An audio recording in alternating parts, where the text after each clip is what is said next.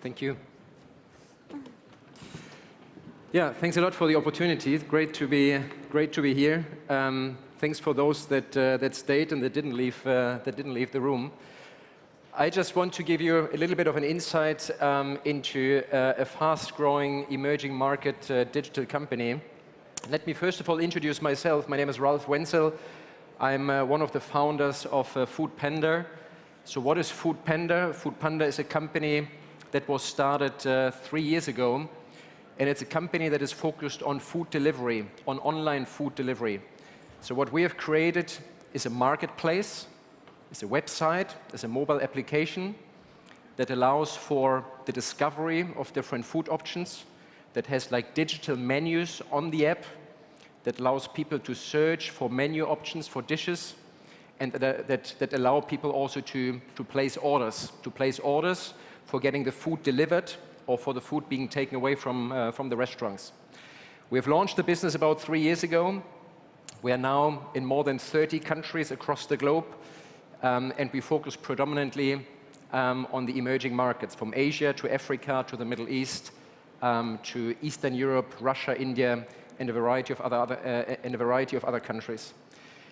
And when I also personally started the business, after having managed and being part of many other internet businesses over the last, let's say, 12 years, I was still full of illusions, full of basically ideas, full of a certain idealism when it comes to bringing business models into the emerging markets.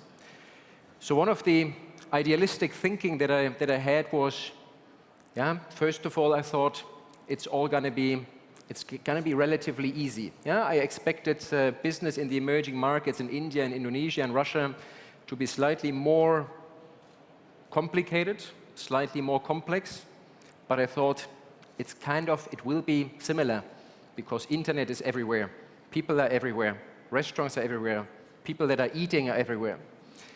I also thought that business models can be exported. I thought if you have one business model that works in one country, it will easily work in all the other countries. If you have one business model that works in Germany or that works in the UK or that works in the US, and of course, we also have peer companies that do something very, very similar in the US, in the UK, in Germany, and other markets. I thought if a business model works in a particular way in one country, it will work in almost the same way in a Bangladesh or in a Uganda or in a Nigeria. And I thought, being a software engineer myself and having worked as a software developer, it's all about technology. You build the technology, and the way people will consume the technology, the way people will use the technology will be also very, very similar across all those different countries. And given the fact that I thought maybe it's 20%, 30% more complex, only 20 or 30% more complex than running such a business in Western Europe, I thought we could also centralize easily. We built a nice office in Berlin, and from Berlin we manage 40, 50 emerging markets. We built one central platform, and we have maybe some few people here and there, but it will work. The reality now, after 3 years, and telling you a couple of our experiences that we have made, the reality has been slightly different. And we have come across challenges and experiences that now tell us different. And I think where we could give advice to those that want to expand into emerging markets and that, similarly to us, see the emerging markets, of course, as a huge opportunity for everything that is digitalization, for everything that is internet business models. So when we started, and coming back to our business model is we take the restaurant's menus, we put them online onto a website or on a mobile app, and we allow people to browse the website or the mobile app and then to place an order.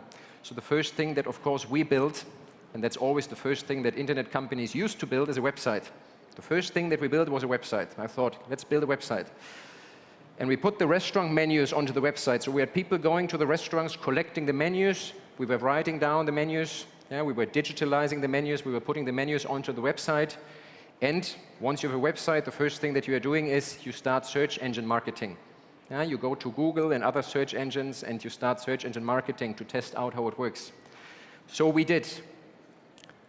But we realized, and that was basically the business that maybe also some other peer companies in some other markets outside of the emerging companies would have built. A website that shows restaurant menus, that allows for placing orders, and where you have online marketing or other means of marketing, and somehow transfer then the order to the restaurant would do the delivery. So we did so, starting in Singapore, and being over-ambitious and still thinking that it's easy, we launched the business in Thailand, in Indonesia, in India, in Russia, and a variety of other countries. While expanding quickly, we figured out nobody actually uses the website. So we built a channel that nobody was using in Indonesia or in India, because it's all mobile app driven. The society that we are approaching, the demographic that we are approaching, is mobile app driven. The second thing that we figured out is we are placing restaurant menus onto the site, and those restaurants are from all over the city. So if a customer places an order, the restaurant would have been on one side of the city, the customer would have been on the other side of the city, and the delivery would have taken 2 hours. So by that time, people would have been starving. People would have been cooked their own food. So it was also something like very, very inconvenient. If you order from such a website in Germany, it takes an hour to get the food delivered. In Mumbai, it usually takes 2 hours. So it was a bad experience. The third thing that we figured out was in Germany, in Western Europe, in other countries, you can almost rely on the restaurants and on the consumers that they behave based on a certain rational behavior, a certain type of rationalization. So here in Germany, in Berlin, you assume that every restaurant that you go to is at least having okay food. They're good and they're bad restaurants, but they're all having okay food. In Mumbai, the situation is very, very different. 20% of the restaurants are very good. 20% of the restaurants are good. 20% of the restaurants are bad. 20% are very bad, and the remaining 20% is poisoning you. So you can't put all of the restaurants onto your site because you would have an extremely bad experience. So the result was we had a website. Once you have placed an order, it took 2 hours to get it delivered, and 20% of the food that we have delivered, or that we were basically serving for or basically offering through our website from the restaurants, was not of a great quality, or even more. So we went back to the drawing board and realized potentially it's not as easy as we thought, so we need to do something different. And then again, we looked into some peer concepts. What you do as an internet entrepreneur, as somebody founding a company, you always look into how is somebody else solving it. So we looked into, well, how are people solving it outside of the emerging markets? So outside of the emerging markets, what they do, first of all, is they locate people. They geolocate people.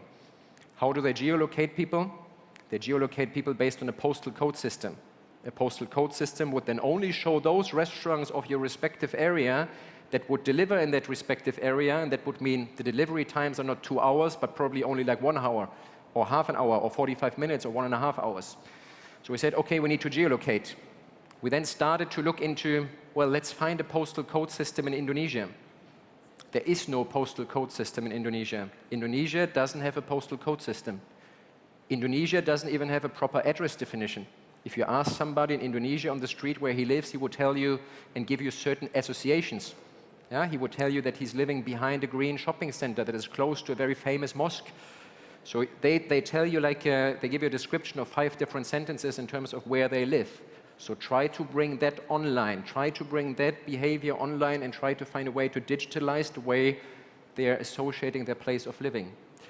The second thing that we found was, well, if the restaurant takes 2 hours to get the food delivered, let's do it ourselves and hire our own riders. But when we hired our own riders, they also took 3 hours. And when it started to become winter in Moscow, it wasn't only 2 hours, it sometimes was 3 hours. They got stuck in traffic. They couldn't operate the bikes because the snow was like 2 meters high. The third thing that we figured out was, well, how do we transmit the order to the restaurant? Because we started calling the restaurant and transmitting the orders over the phone to the restaurant. We got an order on the website, we transmitted that over the phone, and we said, well, some of the peer companies in the Western markets, they've developed like a nice device, a printer. So we used that printer, let's build something similar, and we put the printer into the restaurant. And then we talked again to a big food delivery chain in Indonesia that is doing about 800,000 food delivery orders on a monthly basis in the greater area of Jakarta. We gave them that technology, assuming that they would install that technology into their different outlets. But what they did is they placed that technology into their central office. The printer that we installed there, or that they installed there, would have printed the voucher, the order. They would have taken the order, would have given it to a call center agent. That call center agent was typing the details that were on that printout. We're giving it into a proprietary system. They also made a copy of that order code, of that order snippet that came out of the printer, and to have a backup channel, did fax it to the respective restaurant. So an extremely manual process. So again, we said we have now come to the iteration of doing something similar to what companies are doing in some of the Western peer markets. So again, we went back to the drawing board, and we had to again reiterate ourselves, and we started from the very, very beginning. And what we actually did was to reinvent ourselves and started to become everything else than just a marketplace company. We were starting with the idea of being a marketplace company. We were starting with the idea of bringing the same business model into every single country. We were starting with the idea marketplace companies are easy, and potentially in 3 to 5 years we could retire because everything would work automatically. So the first thing that we were doing was to implement our own logistic and location system, our own mapping system. Again, Jakarta doesn't have a postal code system. They don't have a proper address system. So we took Jakarta as a city. We used a local team.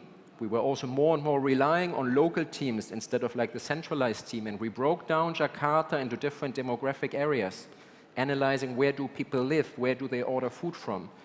We then made a sophisticated local research in terms of figuring out what are the restaurants that are offering food for delivery. We talked to the consumers on the ground, doing focus groups and surveys in order to understand where are people ordering from which restaurants.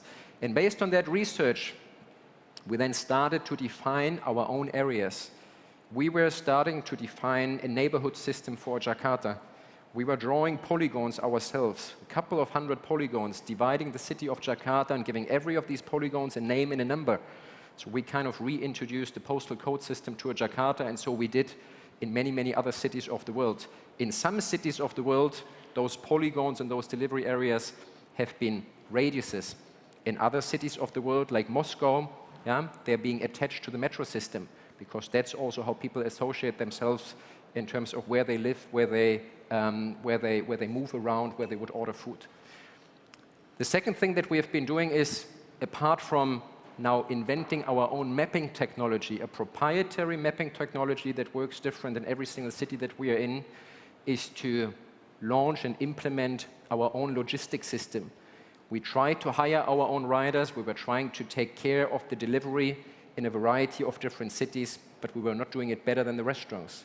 So we built a system that allows any type of courier company, any type of rider, any type of freelancer, any type of taxi driver to get logged into our system, onto our system, to catch an order that is on the cloud, and based on the proprietary mapping technology, deliver that order in a tracked way. So we give everyone a piece of technology, a mobile app, whereby we can track where they are, whereby we can track where they move, whereby we can automatically calculate an algorithm that would associate the restaurant, the consumer, and the driver. So we were building that piece of technology and becoming from one day to the other not only a marketplace, but also a logistic company. We also had to take care of the payment. How do we solve the payment? In a majority of the emerging markets, there's no credit card penetration yet. So we had to work with local e-wallets, with local payment companies, with mobile payment companies, and integrate in every single country of the world a slightly different way of accepting payments from the consumer, settling the restaurant, and operating a system that works across all of the countries we're in. We also thought, in our ambition to conquer the world and operate throughout all of the emerging markets, that there is a greenfield opportunity and that the business would work everywhere. We also realized, yes, there is a very, very strong food delivery culture in Russia and in India, in Bangladesh, and in some other countries, but there's still countries and cities where food delivery and the habit of ordering food for delivery and takeaway is not as big in others. So we also iterated in terms of the countries that we're operating in. Now, after 3 years, we are a combination. We are not a marketplace anymore that relies on a website, but we are a marketplace that is considered to be a managed marketplace. that carefully selects its inventory. We have become a logistic company ourselves, and we're able to deliver in a hyper-local way, in an on-demand, hyper-local way within a very, very short period of time. We have also become our own mapping technology type of company because we have mapped out the world differently than anyone else would have done it up until now. So we have become everything else than the marketplace company that we would have thought about at the very, very beginning of the start of our operations. And we've now built a system that even in a city like Delhi, a city of more than 10 million people, where people order more food than everywhere else in the world, where the demographic of Delhi is that more than 50% of the population is between 15 and 35 years old. Those 15 to 35 years old people, they often live by themselves. They're working for the families that are living outside of Delhi, and they have a habit of ordering up to every day. So we've built a system in Delhi that is able to fulfill the needs of those people, that is able to deliver within 40 minutes maximum. So we're now giving a 40 minutes delivery time guarantee across India and, by the way, across many other countries that we are in. We have built a system that scales organically, that's not relying on paid marketing, but where 80% of all new customers that are starting to use our system are coming to us organically based on the user experience that we have created. And we have evolved from a marketplace company that's relying on paid marketing, that constantly brings new customers to our site, that constantly brings new customers to our app. By paid marketing, we have evolved to an ecosystem that controls and tracks every step of the food delivery chain, from ordering food, discovering food, transmitting the food to the restaurants, up to delivering the food to the customer's doorstep in a guaranteed period of time. And given the experience that we have created and given the higher loyalty that the perfect experience creates, we have also managed to significantly increase the viral effect of what we are doing, and we are bringing more and more customers, as I said, to our site in an organic way. So concluding that, I think the big lesson for us has been that in the emerging markets, and that's what we have experienced, you need to take a much more holistic view on digitalization.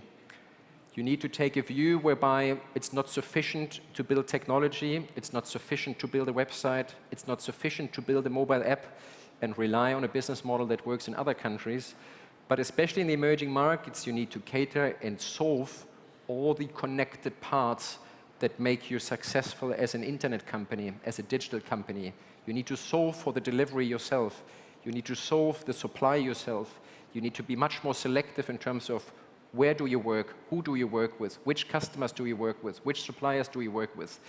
And first and foremost, you need to digitalize people's minds as well. The consumption of technology works different in the emerging markets. We had to more and more rely on local resources, on local people in the respective countries. We are now decentralizing towards giving the countries more and more responsibility instead of operating things centrally out of Western Europe. So changing people's mind, changing people's way of perceiving technology, solving the surroundings of every type of business model that might have worked in the emerging markets, that at least has been the key to success for our business. We keep on operating in more than 30 countries. We are more than doubling our order numbers and our market share every year. And I think now with the sensitivity and the learnings that we have made over the last couple of years and months, I think hopefully we are well prepared for the future as well. Any questions to the audience? Anything that you would like to know? There's one question from the back. I can see a woman in a black top there. Sure. You recently sold your business in Vietnam. Why? That's exactly what I've meant in terms of understanding where and which markets work and which markets don't work.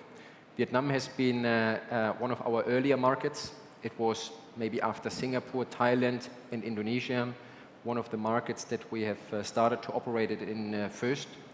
I think what we realized is that Vietnam was a much smaller opportunity for food delivery than maybe compared to in India, maybe compared to Russia and other geographies.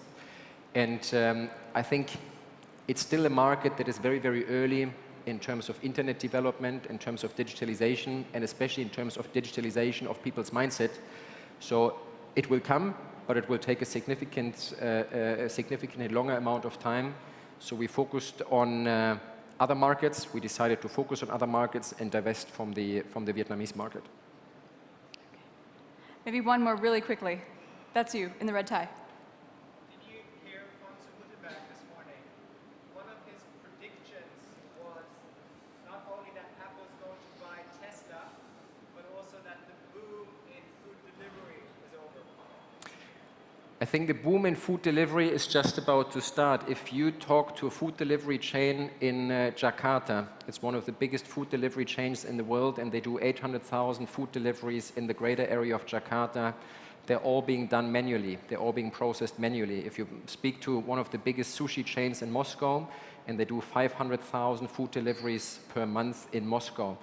And if you look at how they processed it, if you look into that it's all being manual, if you look into how many pizza flyers you still have every morning in your letterbox, I think the business is just about to start. I think it's the question of how do you solve the experience? How do you make sure it's the best restaurants, the fastest delivery time? And it's about the question of which markets can you really become a synonym in, like a Google for food delivery. So I think we're at the very, very beginning of what food delivery and the food delivery market is about. For time's sake, we're going to have to leave it there for now. I thank you very much, especially for being so honest about the things you tried that didn't work. I think that's a really valuable contribution and one that's often overlooked when it comes to innovation. Not everything works, and sometimes it's important to talk about the mistakes we've made along the way in order to become successful. So let's have a round of applause for Ralph. Thank you.